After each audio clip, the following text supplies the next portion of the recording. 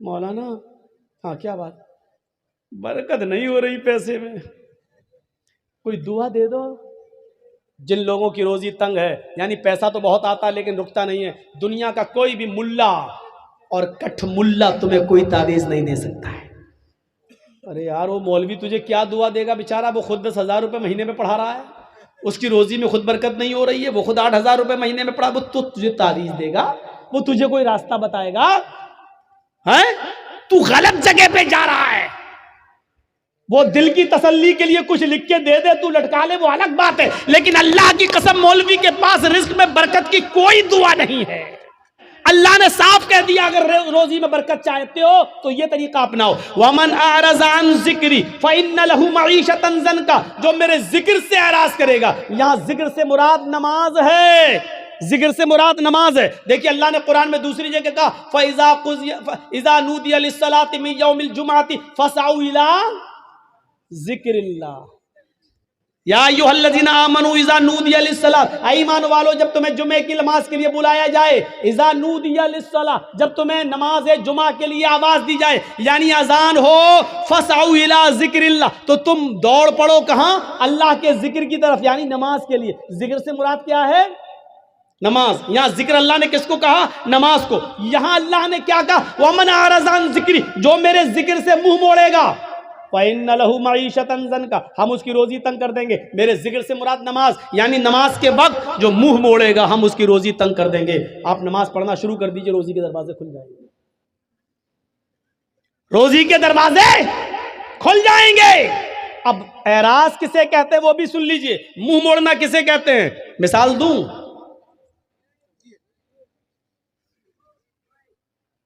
ہمارے نوٹ بھیگ گئے، ہمارے پاس 2,000 کے نوٹ کی ایک گڈی ہے اور رکھی ہوئی ہے گھر کے آنگن میں، کھلا ہوا ہے، اور بارش ہو رہی ہے، ہم کیرم بورڈ کھیل رہے ہیں۔ لوگوں نے کہا رے بارش ہو گئی ہے، وہ دیکھو وہ دیکھو وہ دیکھو، نوٹ بھیگ رہے ہیں۔ اس کو کہا جائے گا نوٹوں سے اعراض کرنا۔ نہیں سمجھے؟ ایک اور مثال سمجھاتا ہوں۔ بچہ رو رہا ہے، بھوکا ہے، بچہ رو رہا ہے، بھوکا ہے، اس کو ماں کے دودھ کی ضرورت ہے، اور اس بچے کی ماں ٹی وی کا سیریل دیکھ رہی ہے، کون؟ وہ کیا، ساس بھی کبھی بہو تھی،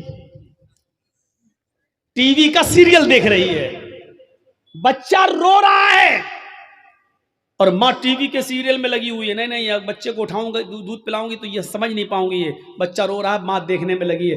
اس کو کہتے ہیں بچے سے اعراض کرنا، یعنی ماں کو ٹی وی کے سیریل کی فکر زیادہ ہے، بچے کی فکر زیادہ نہیں ہے۔ حالانکہ بچے کو پھینک نہیں رہی ہے، بچے کو بھگا نہیں رہی ہے، بچے کو گھر سے مار بھی نہیں، ہٹ چپ چپ پہلے دیکھنے دے، چپ چپ، مار بھی نہیں رہی، لیکن رولے دے رہی ہے، پرواہ نہیں کر رہی ہے، ٹی وی دیکھنے میں لگی ہے۔ اس کو کیا کہا جائے گا؟ اس نے بچے سے منہ پھیر لیا، اس نے بچے سے اعراض کر لیا۔ سمجھ گئے نا؟ مثلا گھر میں آگ لگ گئی ہے، ہم کرکٹ کھیل رہے ہیں، کسی نے بتایا تمہارے گھر میں آگ لگ گئی ہے، فوراً کرکٹ چھوڑ کے ہمیں گھر جانا چاہیے، جتنا بچ گیا اس کو بچانا چاہیے، جتنا جل گیا اس کے بنانے کی فکر ہونی چاہیے کہ نہیں ہم اس کو بنائیں۔ اس کی فکر نہیں کر رہا ہے، جو کچھ بچ سکتا ہے پانی وانی ڈال کے اس کو بچانا چاہیے، لیکن نہیں بچا رہا ہے، کرکٹ کھیلنے میں لگا ہے۔ اس کا مطلب کیا ہے؟ اس نے اپنے گھر سے اعراض کر لیا۔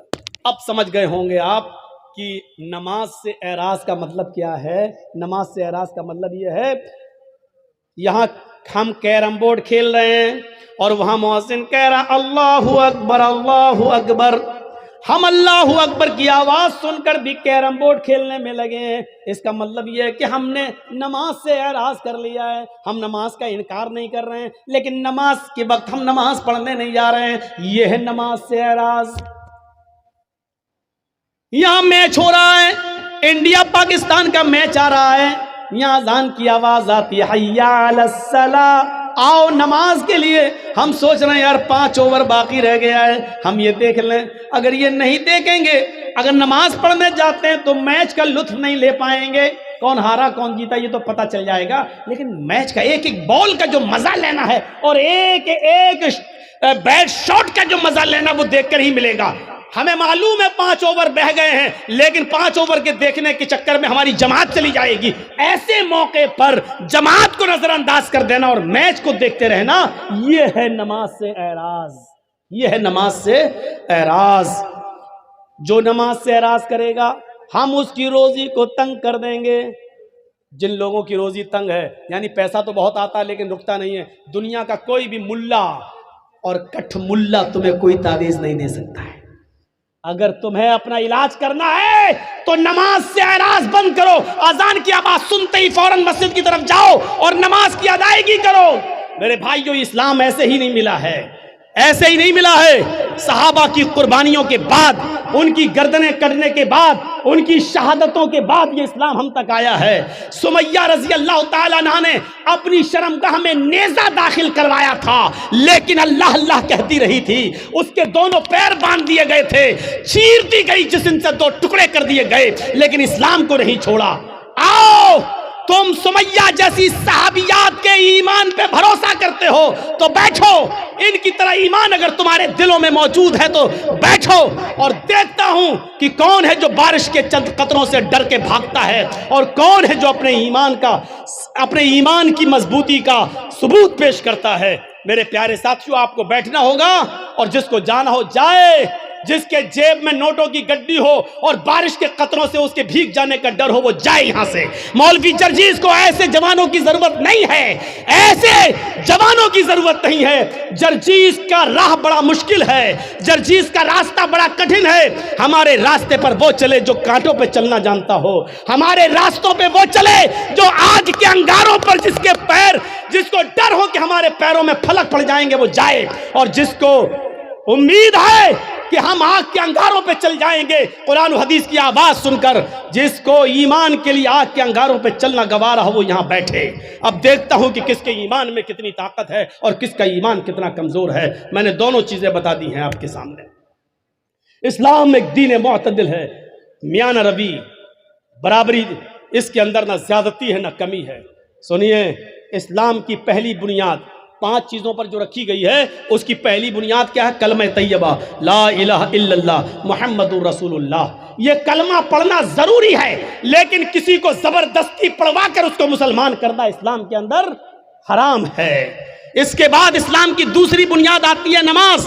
नमाज फर्ज है, बहुत जरूरी है, लेकिन अपना काम धंधा छोड़ के 24 घंटे सजदों पे सजदे ठोके रहना, ये इस्लाम ने इसको जायज करार नहीं दिया है।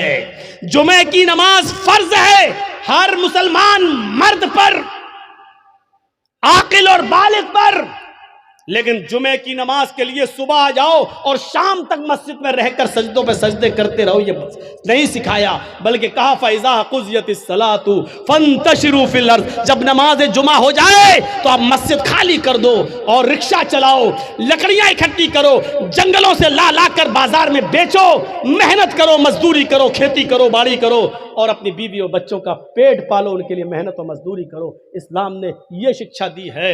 नमाज फर्ज है, लेकिन 24 घंटे सजदा करना इस्लाम के अंदर जायज नहीं है। ज़कात गरीबों की बहुत बड़ी हमदर्दी है।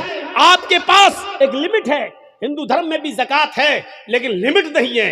ये इस्लाम लिमिट मुतय्यन करता है। कितना सोना होना चाहिए तब कितनी ज़कात होगी, चांदी कितनी होनी चाहिए तब उस पर ज़कात होगी। सोना और चांदी नहीं है, लेकिन पैसा है, कितना पैसा होगी उस पर ज़कात होगी। आपके पास मछलियों की तालाब है तो कितनी मछलियां होनी चाहिए जिस पर आपके पास ज़कात होगी। आपके पास बकरियां कितनी हैं कि तालाब जिस पर क्या आपके ऊपर ज़कात फर्ज है। आप खेती बाड़ी करते हैं, कितना धान होना चाहिए कि आपके ऊपर ज़कात है, कितना गेहूं होना चाहिए कि उस पर आप ज़कात देंगे। बारिश के पानी से खेती पैदा हुई है तो उस पर कितनी ज़कात है। बारिश नहीं हुई है, आपने पैसा दे देकर पानी खरीद कर खेतों में दिया है तो उसके पानी से जो पैदावार हुई उस पर कितनी ज़कात है। इस्लाम ने एक एक चीज को कंप्लीट कर दिया और बता दिया है। मौका नहीं है कि इन सारी चीजों को आपके सामने रखा जाए, आपके सामने रखा जाए। आप अपने जिस मकान में रहते हैं उस पर ज़कात है या नहीं। एक मकान के अलावा 2-3 प्लाट आपने और खरीद रखे हैं, उस पर ज़कात है या नहीं। अगर वो मकान प्लाट आपके हैं तो उस पर ज़कात है या नहीं। अगर उसको बेचने के लिए रखे हैं आप اس کو بیچیں گے، بزنس کر رہے ہیں، اس کو بیچ کر پھر دوسرا خریدیں گے، تو بیچنے کی نیت سے جو آپ نے زمین اور پلاٹ خریدے ہیں تو اس پر زکوٰۃ ہے یا نہیں ہے؟ تو کتنی ہے؟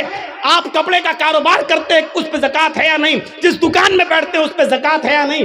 دکان پہ جو مال رکھا ہے اس پہ زکوٰۃ ہے یا نہیں؟ یہ تمام چیزیں اسلام نے بتا دی ہیں، اس لیے کہتے ہیں کہ اسلام ایک مکمل مذہب ہے جو کسی دوسرے دھرم کے اندر آپ کو نہیں ملے گا۔ اتنا لکھا غریبوں کو دو، کتنا دو؟ کچھ نہیں، کروڑوں والا 1 روپیہ دے کے بھی نکل جا، ہو گیا۔ لیکن اسلام میں اگر 1 لاکھ روپیہ تمہارے پاس ہے تو 2500 دینا پڑے گا، 2500۔ اگر 2400 دو گے اور 100 روک لیا تب بھی آپ گناہگار ہیں، یاد رکھیے گا۔ 1 لاکھ ہے، 2500 آپ پر زکوٰۃ بن رہی ہے، اگر آپ نے 2499 روپے دے دیے اور 1 روپیہ روک لیا تو آپ گناہگار ہیں۔ اسلامی حکومت ہوگی تو آپ سے جنگ کی جائے گی، آپ سے قتال کیا جائے گا، آپ سے لڑا جائے گا۔ اگر آپ 1 روپیہ دینے سے منع کریں گے تو آپ کے خلاف جہاد کیا جائے گا۔ میرے بھائیوں سوچو، یہ اسلامی رولز ہیں۔ یہ بڑے بیٹھے بڑے بڑے چودھری اور سرمایہ دار، بڑی بڑی بلڈنگوں کے مالک، آج جن کے پاس کروڑوں کی ملکیتیں ہیں، حساب لو تم زکوٰۃ دیتے ہو یا نہیں دیتے ہو اپنے مال کی پوری پوری۔ اسلامی حکومت ہوتی تو زبردستی لے لیا جاتا، نہیں ہے۔ وہ کہے گا بے آج تو مولویوں کو سب سے زیادہ سننا پڑتی ہے، آگے صبح صبح میرے پاس لینے بیٹھو، 10 بجے اٹھیں گے، صاحب سو رہے ہیں۔ اللہ کا شکر ادا کرو کہ ان مولویوں نے تمہارے لیے بہت آسانی پیدا کر دی، ورنہ ذمہ داری تمہاری تھی مدرسوں میں پیسہ پہنچانے کی۔ یہ تمہارے گھر آ کر تمہیں عذاب الہی سے بچا رہے ہیں، تمہارے گھر آ کر، اور تم ان مولویوں کے بارے میں کہتے ہو کہ جاؤ صبح آنا، جاؤ 10 بجے آنا، بھی ہم سو رہے ہیں۔ یہ زمین کہیں پھٹ نہ جائے، اور اے امیر آدمی، اے چودھری، کہیں تو اس زمین کے اندر دھس نہ جائے۔ مولویوں کی 2 سال کرونا رہا، کبھی آپ نے سوچا علماء کا کیا ہوا بیچاروں کا؟ جو مدرسے بند ہوئے ان کا بارے میں سوچا کبھی آپ؟ ایک مولانا صاحب مسجد میں دعا کر رہے ہیں، وہ ویڈیو بڑا وائرل ہو رہا ہے۔ 26 سال تک انہوں نے کسی مسجد میں امامت کی، 26 سال کے بعد ان کی تنخواہ کتنی ہوئی؟ 12,000۔ 12,000۔